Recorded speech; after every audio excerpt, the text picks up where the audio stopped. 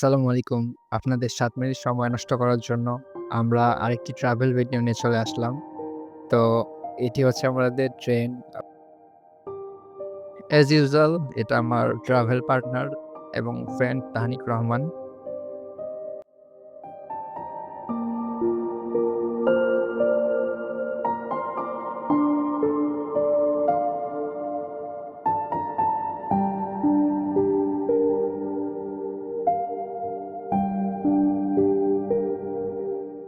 আসসালামু আলাইকুম। চায়ের দেশ শ্রীমঙ্গলে আপনাদের স্বাগতম।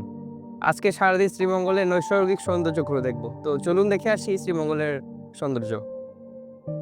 স্টেশন থেকে শ্রীমঙ্গলের শহরে যাবার পথে রাস্তাটা ঠিক এমন। ২ পাশে পাহাড় কেটে চায়ের বাগানে পাহাড় কেটে রাস্তাটি বানানো হয়েছে। দেখতে অনেক সুন্দর লাগে। আপনারা দেখতে পাচ্ছেন অনেক সুন্দর চা বাগান। মূলত শ্রীমঙ্গল, সিলেট, হবিগঞ্জ এই জেলাগুলো চায়ের জন্য বিখ্যাত।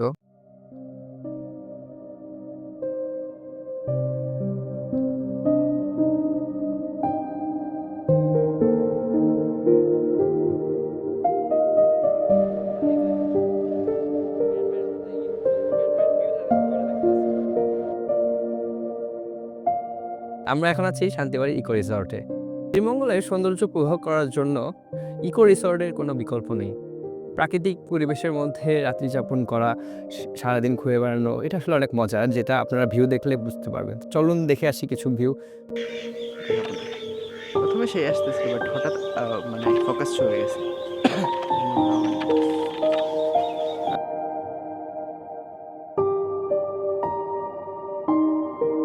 যাই।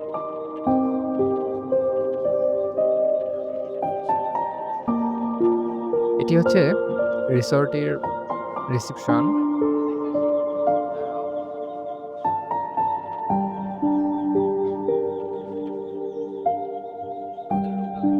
আমাদের রুমটা দেখাই দিয়েছে। এটা আমাদের অবশ্যই দেখতে আপনারা কিন্তু এই রিসোর্টে তাঁবু করে থাকতে পারবেন।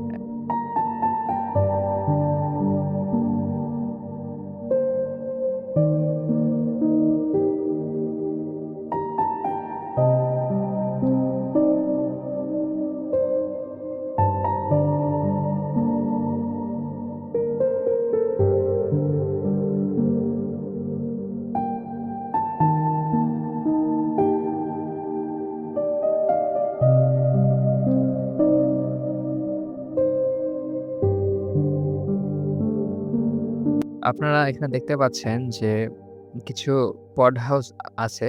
বেসিক্যালি এই পড হাউসগুলো ব্যাচেলর ডেডিকেটেড অ্যান্ড আমরা এই পড হাউসে ছিলাম যেগুলো আসলে এই পাহাড় কেটে চায়ের যে পাহাড় কেটে বানানো অ্যান্ড একটা বাঁশের ঘর,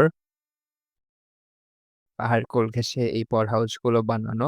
সমতল কোনো ভূমিতে এই পড হাউস বানানো হয়। এখানে ৩ টা পাওয়ার হাউস রয়েছে অ্যান্ড আমরা একটাতে ছিলাম। এটা হচ্ছে বাঁশের তৈরি অ্যান্ড এগুলোতে অ্যাটাচড ওয়াশরুম ছিল। আর আমি কি উল্টাপাল্টা বলছিলাম এগুলো শোনার দরকার নেই। চলেন আমরা হচ্ছে উপরে সিঁড়ি বয়ে আসলে আমাদের পাওয়ার হাউসে উঠতে হয়। তো আ এখানে আমি উঠা বাদ দিয়ে কাহানি করছে আপনারা একটু ভিউটা দেখে আসেন কিভাবে আমাদের পাওয়ার হাউসে উঠতে হয়।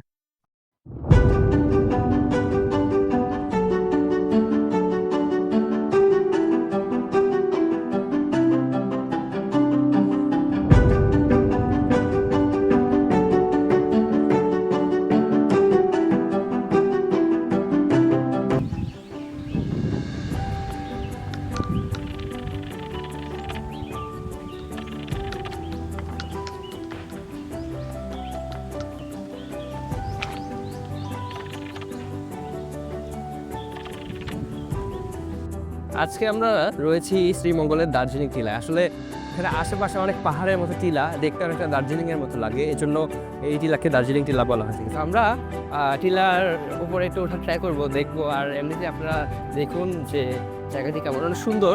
সিলেটে এমন আছে, এটা আসলে বেশি ঘন বিস্তৃত। তো চলেন দেখে আসি কেমন লাগে।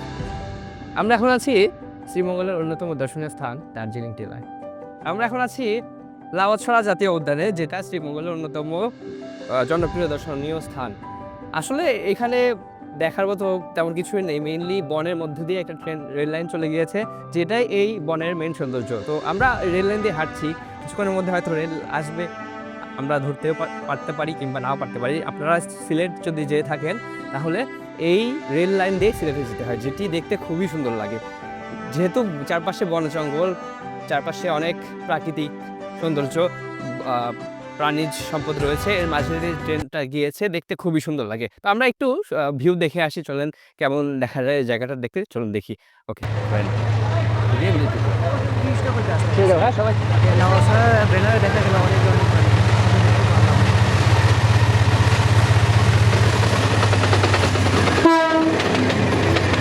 ব্রো এক কাজ করো, বন্ধ করো ফোনে দিব।